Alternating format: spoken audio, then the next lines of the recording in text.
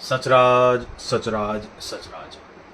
पितरों की कृपा, माँ बाप का आशीर्वाद, साथियों का साथ, गुरु का हाथ, प्रकृति पे समर्पण, मन की शांति, तन की सेहत, घर की बरकत, आपकी दुआ, मेरा कर्म और प्रभु की इच्छा।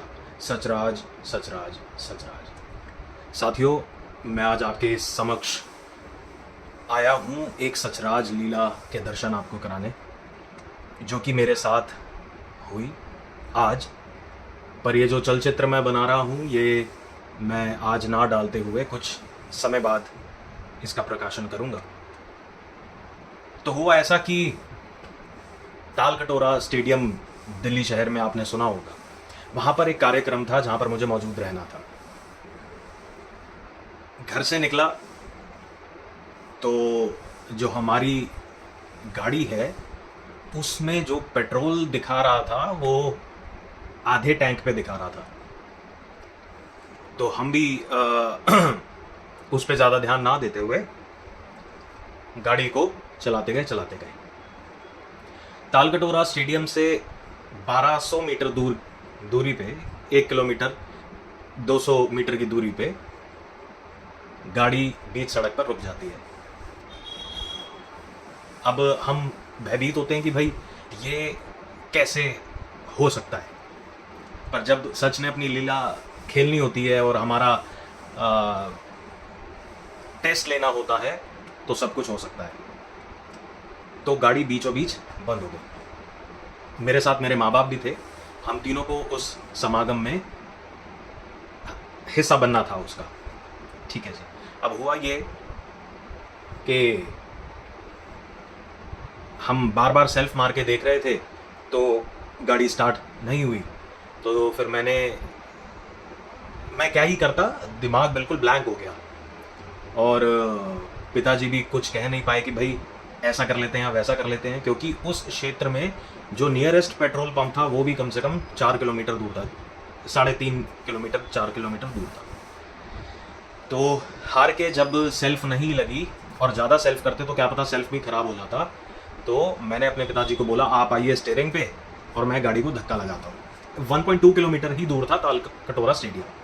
मैंने कहा चलो वहाँ तक लेके चलते हैं। मेरे माँ बाप ने ऐतराज़ किया कि भाई कहाँ तक धक्का मारेगा तू। मैंने कहा चलो जहाँ तक लगता है धक्का लगाते हैं, बाकी थक जाऊँगा तो मैं बता दूंगा, रुक जाएंगे। धक्का देना शुरू करा। अब जो तालकटोरा स्टेडियम वाला जो एरिया है वो थोड़ा बहुत हिली है। रायसीना हिल्स जो है उसके आसपास का क्षेत्र वो पड़ता है, तो वो थोड़ा हिली है। अब उस पर क्या है कि जब तक गाड़ी ढलान पे जा रही है तब तक तो चलो आपने हाथ ही लगा दिया, टायर अपने आप अपना काम कर रही है। अब जब उसको चढ़ाना होता था तो इतनी भारी गाड़ी और ऊपर से अंदर लोग भी बैठे हैं, वो चढ़ाना थोड़ा सा मुश्किल हो रहा था। जिस कारणवश, एक तो आपको पता है कि आजकल दिल्ली शहर में जैसा मौसम चल रहा है हुमस वाला, उससे ये है कि पसीने भी बहुत आ रहे थे, गर्मी भी बहुत लग रही थी। और जहाँ हमें 3 बजे उस समागम में पहुँचना था वो 3 भी बज चुके थे। उस 3 को बजे हुए 15 मिनट हो चुके थे। खैर, अब 1.2 किलोमीटर ही हम दूर थे। तो मैंने 350-400 मीटर धक्का मारने के बाद हुआ क्या, मैं जब वो धक्का मार रहा था और मेरा शरीर ऐसे था स्लांटिंग, मतलब ये जो है मैंने यहाँ से हाथ रख के गाड़ी को मैं धक्का दे रहा हूँ और ये मेरे पैर हैं, मेरा शरीर ऐसा था डायगनल। अब मैं ऐसे मुंह नीचे करके जब देख रहा हूँ कि मेरी नाक से, मेरे होठों से, मत्थे से मेरे पसीना टपक रहा है, तो मैंने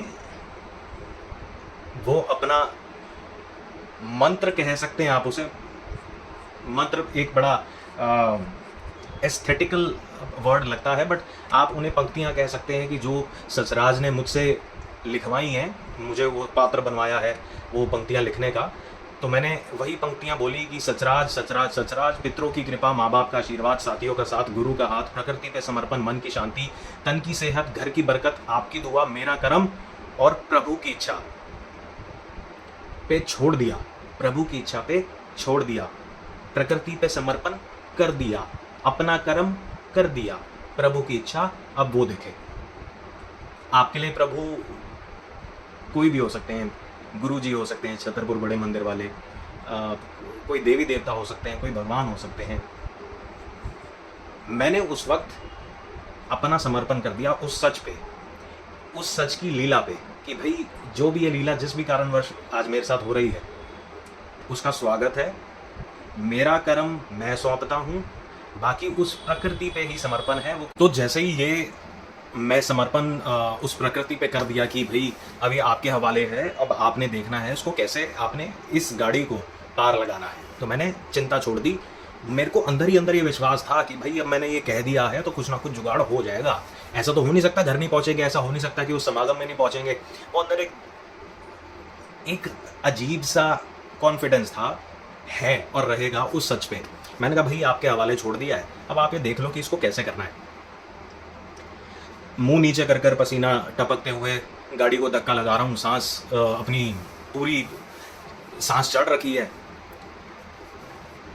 पीछे से एक ऑटो वाला आता है, आगे जहाँ स्टेयरिंग पे मेरे पिताजी बैठे हैं वहाँ पर उनको इशारा करता है कि साइड में लगाइए। तो भाई गाड़ी रोकते हैं हम फाइनली। वो कहता क्या हुआ? मैंने कहा कि ऐसे ऐसे हो गया कि भाई सुई वहीं अटकी रह गई और हम समझ रहे हैं कि पेट्रोल है, पर पेट्रोल असल में ख़त्म हो चुका था। अब आप ये सोचिए,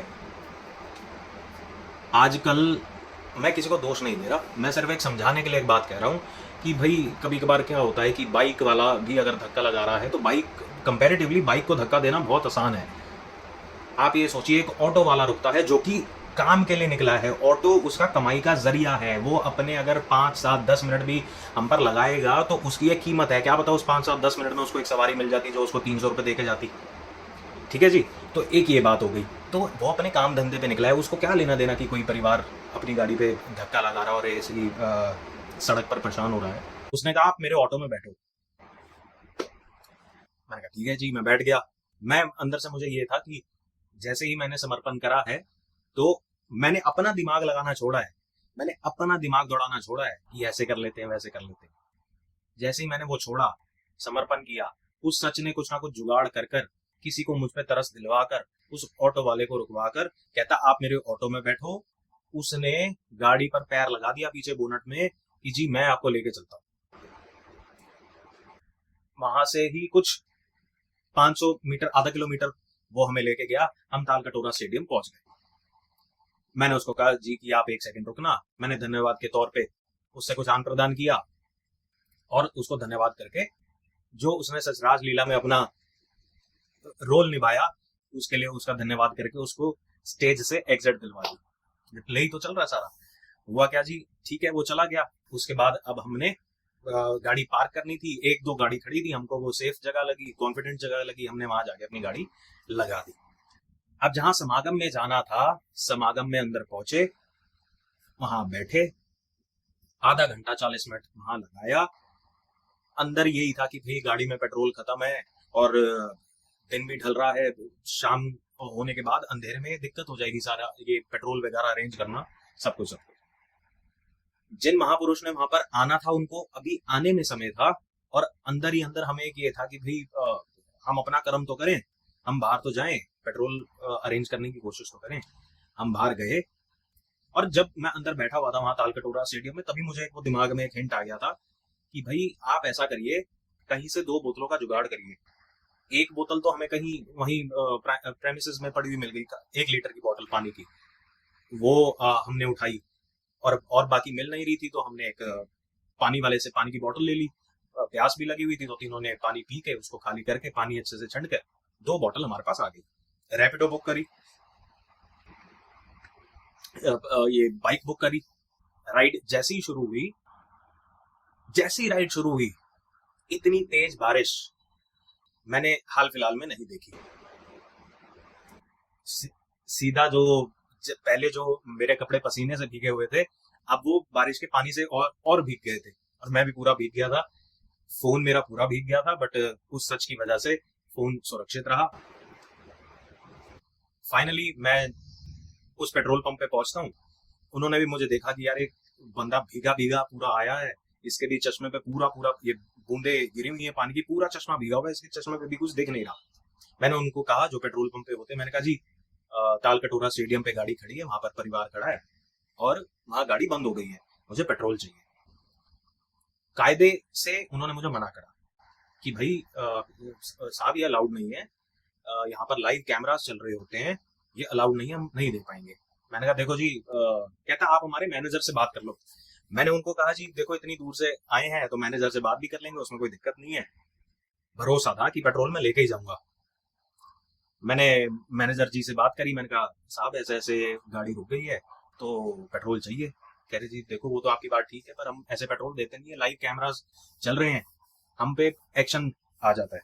उनकी भी बात ठीक थी, लेकिन पता नहीं क्या हुआ क्या नहीं हुआ। उसने कहा, मैंने उनको पहले ये कहा, मैंने कहा देखो कुछ ना कुछ तो करना पड़ेगा।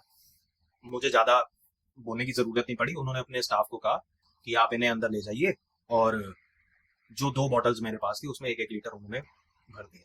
जब वो भर रहे थे पेट्रोल, उसमें तब उन्होंने ये जो उनके किसी स्टाफ ने, अंदर 5-6 स्टाफ उनके बैठे हुए थे, उसमें से एक बंदे ने बोला कि बाबूजी इन्होंने आपको पेट्रोल दे दिया है, वरना ये मैनेजर ये वाले जो हैं ये कभी भी किसी को ऐसे खुला पेट्रोल नहीं देते। तो मेरे चेहरे पर भी हंसी आई। मैंने मजाक में कहा, मैंने कहा मैं शक्ल से थोड़ा भूला लगता हूँ ना, तो इसलिए उन्होंने मुझ पर दया कर दी। तो सारे हम हंसे। मैंने दूसरी अपनी राइड बुक करी, वापस ताल कटोरा स्टेडियम में पहुंचा। जो बाइक वाले थे उनको मैंने धन्यवाद दिया, उनको भी सच राजलीला के जो थिएटर प्ले चल रहा था उससे उनकी एग्जिट दिलवाई, उनको धन्यवाद की आन प्रदान किया, और फाइनली जाके गाड़ी में मैंने पेट्रोल भरा। और हाँ, ये पहली बार ऐसा हुआ कि मैंने खुद की गाड़ी में खुद पेट्रोल भरा है, पहली बार। पेट्रोल भरा, गाड़ी स्टार्ट करी, नियरेस्ट पेट्रोल पंप पे गए, वहां टंकी भरवाई कि भाई दिक्कत ना हो। और पूरा शरीर थका हुआ था, पूरा शरीर, पूरे कपड़े पानी से, बारिश से भीगे हुए थे। लेकिन थकावट के साथ साथ इतनी सारी दिक्कतों के बाद भी मन में एक अजीब सी हंसी थी। वो ये था कि ये मेरे साथ जो है अभी सचराज लीला हुई है,